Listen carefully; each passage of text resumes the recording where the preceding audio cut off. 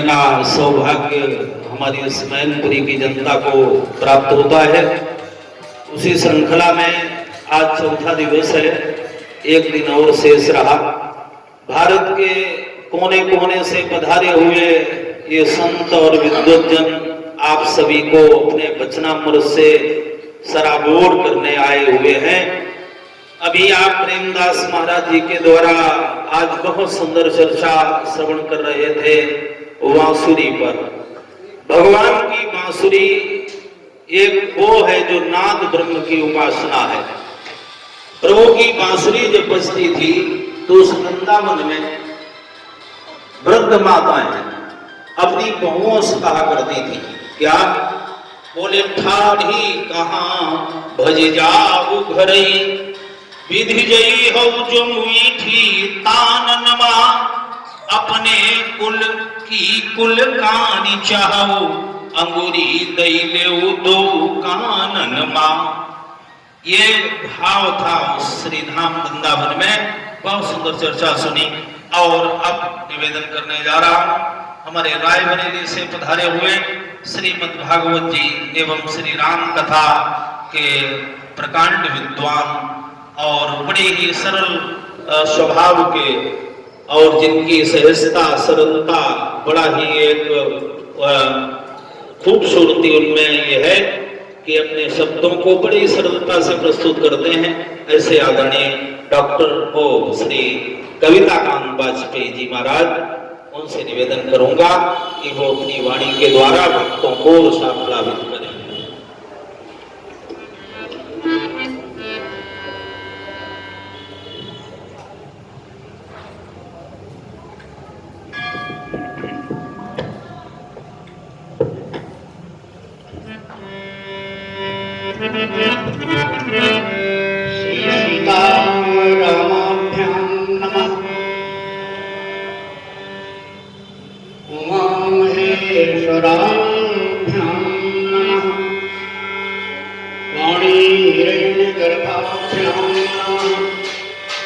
सची पुरंदराभ्यां नमः।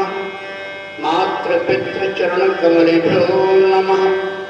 इष्टदेवताभ्यो नमः। स्थान देवताभ्यो नमः। पूज्य गुरुचरण कमलेभ्यो नमो नमः। सिद्धि बुद्धि सहिताय श्रीमन्महागणाधिपतये नमः। अच्युतं केशवम्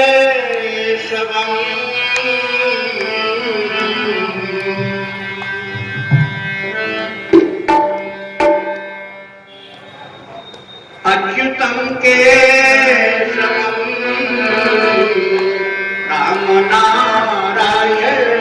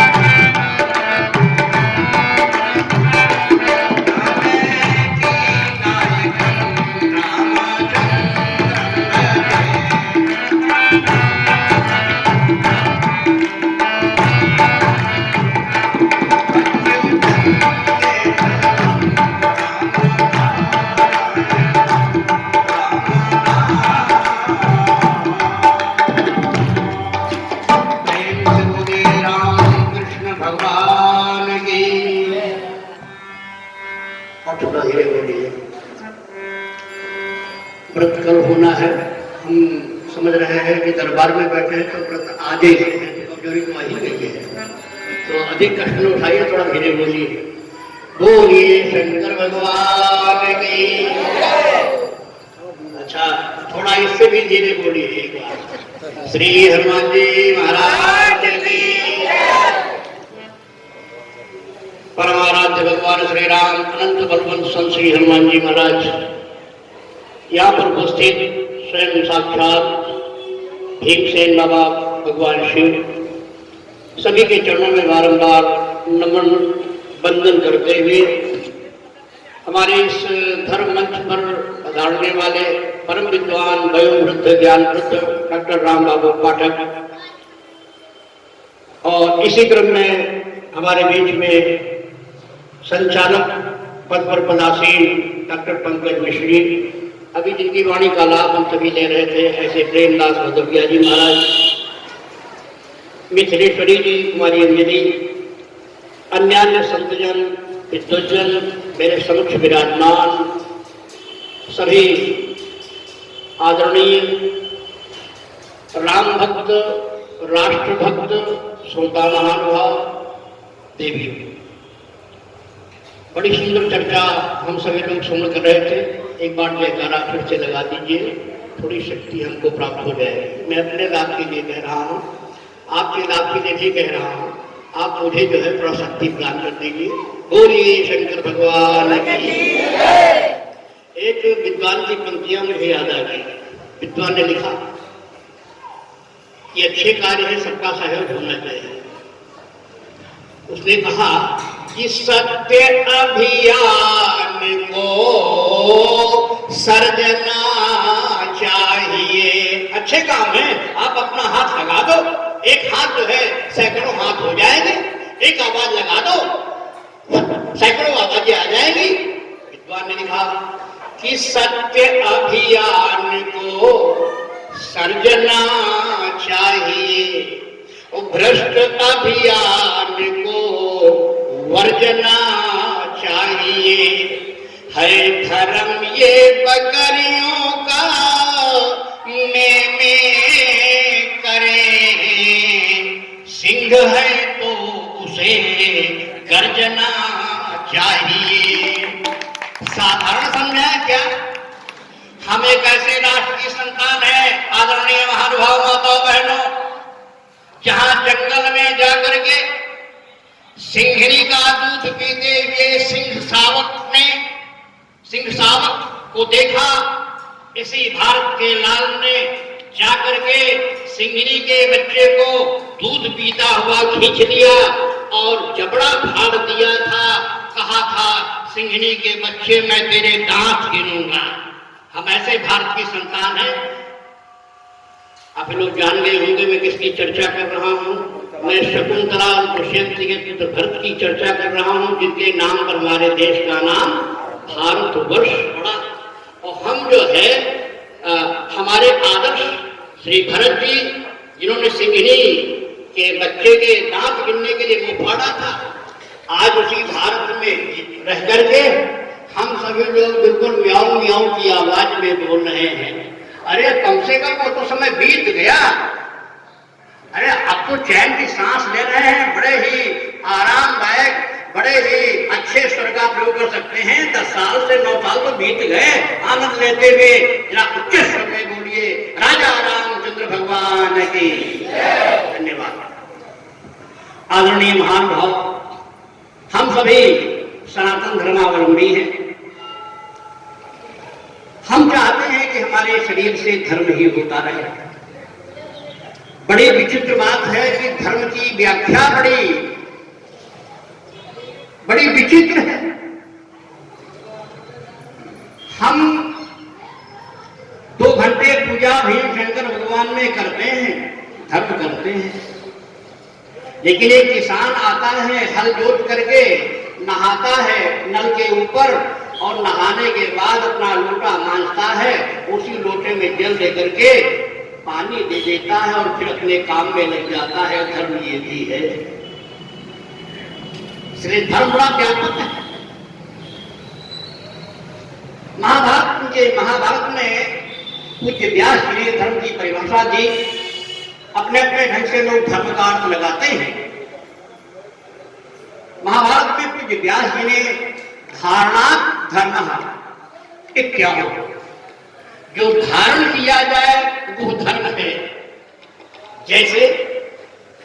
जैसे किसान का खेती करना धर्म है। अब इतना व्यापक है। व्यापारी का व्यापार करना धर्म है, छात्र को पढ़ाई करना धर्म है, अध्यापक का पढ़ाना धर्म है। इतनी व्यापकता है। लेकिन एक बात विचार करेंगे बंधु माताओं बहनों, धर्म का प्रचार तभी होगा जब हमारे मन में विचार हो। जब तक हमारे मन में विचार नहीं होगा तब तक धर्म का प्रचार कब हो? धर्म का प्रचार हो, जय जयकार करते रहे, लेकिन ये मौखिक बात ही रह जाएगी। धर्म का प्रचार, धर्म के वास्तविक तत्व की अनुभूति तभी हो सकती है जब हमारे मन में धर्म का विचार होगा। तमाम योजनाएं आपके बीच में चल रही है। नमामि गंगे चल रहा है, गंगा की सफाई चल रही है। लेकिन जब गंगा के प्रति मन में सफाई का विचार होगा तब नमामि गंगे सही होगा प्रोजेक्ट। ईमानदार बनो, सरकार कह रही है, लेकिन जब मन में विचार होगा तभी तो हम ईमानदार बनेंगे। इसलिए महानुभाव, जब तक मन में विचार नहीं होगा तब तक धर्म का प्रचार नहीं होगा। इसके लिए आवश्यकता क्या है? हम संत विद्वानों की शरण में जाते हैं, कथा सुनते हैं, अपने मन को पुष्ट करें और अपने मन को विचार में रखें, तो हमारा हर सत्कर्म हमारे द्वारा, हमारे शरीर के द्वारा किया गया हर अच्छा कार्य ही धर्म हो जाएगा। तभी हमारे महापुरुषों ने कहा वर्क इज वर्शिप, कर्म ही पूजा है। लेकिन आजकल का समाज बड़ा विचित्र हो रहा है। मैं आपका संक्षेप में ध्यान नहीं देता, समय पूरा हो रहा है। महाराज श्री राम के द्वारा धनुष तोड़ा गया। वैसे तो धनुष तोड़ने के बाद सीता और राम का विवाह हो गया, लेकिन सांसारिक रूप से भांवर वाला, बारात वाला विवाह का आयोजन करने के लिए महाराज जनक ने दूतों को भेजा, जाओ महाराज दशरथ के यहाँ संदेशा दे आओ, बारात लेकर के हमें, और संस्कारी विवाह हो भांवर वाला बारात का। दूत जाते हैं, दूत जाकर के अयोध्या पहुंचे। महाराज दशरथ ने उन्हें सम्मानित किया। महाराज दशरथ बड़े प्रसन्न हुए, एक पत्रिका दिया, राम लखन। चौपाई देखेंगे आप सभी लोग जानते हैं कि वो उद्धृत कर रहा हूं। राम लखन उर औकर पर चिट्ठी, और रह गए कहत न खाटी मीठी। उसमें खट्टी बात भी लिखी थी, मीठी बात भी पत्रिका में लिखी हुई थी। ये तो जो हमारे उम्र के लोग होंगे वो जानते हैं कि चिट्ठी में कितना प्रेम भरा हुआ होता था। चिट्ठी में, मोबाइल में उतना प्रेम नहीं है, आज मोबाइल के युग में आ गए हैं। चिट्ठी में कितना प्रेम झलकता रहता था। उस चिट्ठी को, सब मोबाइल की बात हो जाती है, उस चिट्ठी को हमारे यहाँ संभाल करके रखने की परंपराएं थी। चिट्ठी में लिखा हुआ था, बारात लेकर के आइए। महाराज दशरथ प्रसन्न हो। मैं धर्म की चर्चा कर रहा था, मुख्य में तो धर्म है, धर्म विचार में होना चाहिए। महाराज चक्रवर्ती सम्राट प्रसन्न हो गए। उन्होंने कहा, अपने नौकरों को आदेश दिया, इन्हें सोना ले आओ, हीरा ले आओ, जवाहरात ले आओ, दूतों को निछावर प्रदान कर दो। जैसे ही निछावर प्रदान करने के लिए कहा, आप देखेंगे उन दूतों ने कहा, महाराज ये अधर्म है, ये अन्याय है। वशिष्ठ जी खड़े हुए, वशिष्ठ जी ने कहा, दूतों हमारे यहाँ दूध जो चिट्ठी लाते हैं उनको देने की परंपरा है। उन दूतों ने कहा महाराज हमें भी देने की आदत है, हम जानते हैं परंपरा, हम तो दूत ही हैं, लेकिन ये अधर्म है, ये अन्याय है। वशिष्ठ ने क्यों कहा? उन्होंने कान मूंद करके कहा महाराज ये अधर्म है, ये अन्याय है। दूतों से महाराज वशिष्ठ ने पूछा क्यों? दूतों ने कहा महाराज आप जो भेंट दे रहे हो, जिसका विवाह सीता का होना है आपके राम से, वो सीता हमको काका कहती है, हमको काका कहती है, हम ये धन कैसे ले सकते हैं? तो धर्म विचारी सब ही सुख माना, पहले तो कही अनीति के मुंह नहीं काना, लेकिन बात क्या है? धर्म विचार सब ही सुख माना, इसलिए धर्म विचार में होना चाहिए। आजकल जो अधर्म का झोला पहने हुए हैं वो धर्म की चर्चा करते हैं। आइए आपका ध्यान रखने चलो वहां पे श्री रामभद्र से जंगल में एक व्यक्ति ने कहा, राम जी ने उसे बाण मार दिया। बाण जैसे ही राम जी का लगा धरती पर गिर गया, और धरती पर गिर गिर के उस व्यक्ति ने कहा महाराज धर्म हेतु, आप धर्म के लिए आए, धर्म हेतु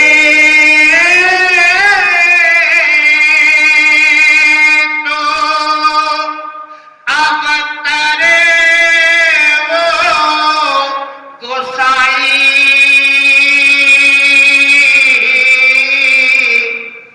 लेकिन मारे मोही व्याध की।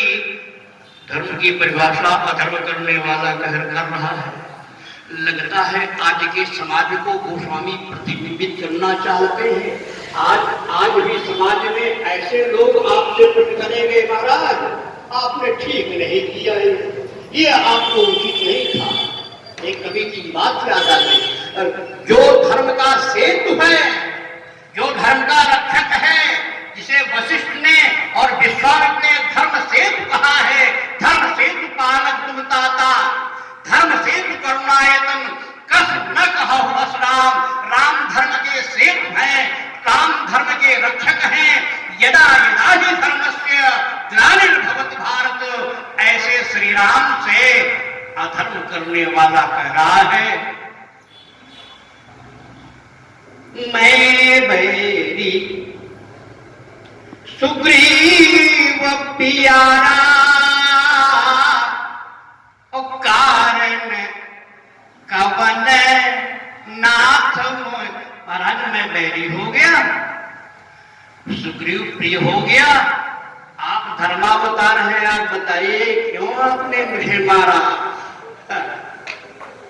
प्रश्न ऐसा है जो कवि की पंक्तियां मेरे मनोमस्तिष्क में आ गई। भाव कवि ने लिखा कि जो गुनाहों को राह देते हैं, जो गुनाहों को राह देते हैं, और कातिलों को पनाह देते हैं, देखता हूं कि वो अंधेरे भी रोशनी को सलाह देते हैं, रोशनी को सलाह देते हैं। और भैया आंधियों से मिली भगत जिनकी, आंधियों से मिली भगत जिनकी, जो भंवर के भी गीत गाता है, ऐसे मांझी से बाज आना तुम, जिसका तूफान से भी नाता है। आज अधर्मी पाल ने कहा हमारा धर्म है, तो आपने मुझे क्यों मारा? मैं बैरी था, सुग्रीव आपका मित्र था। राम जी शांत खड़े हुए हैं, जरा दो चार प्रश्न उत्तर देखेंगे समय में। आज ने कहा महाराज आपने मुझे क्यों मारा?